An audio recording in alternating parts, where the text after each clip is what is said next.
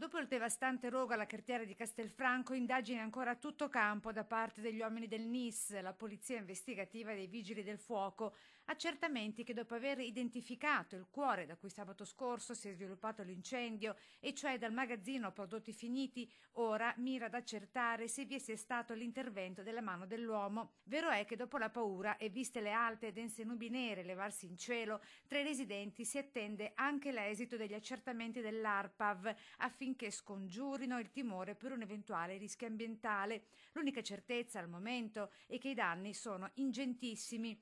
200 metri quadrati l'area interessata dalle fiamme, che ha mandato letteralmente in cenere un centinaio di bobine di carta da circa 20 quintali ognuna, devastando l'intera cartiera. Rogo domato dopo diverse ore di intervento da parte dei vigili del fuoco, con le operazioni di smassamento dei residui dell'incendio iniziate nel tardo pomeriggio sempre di sabato.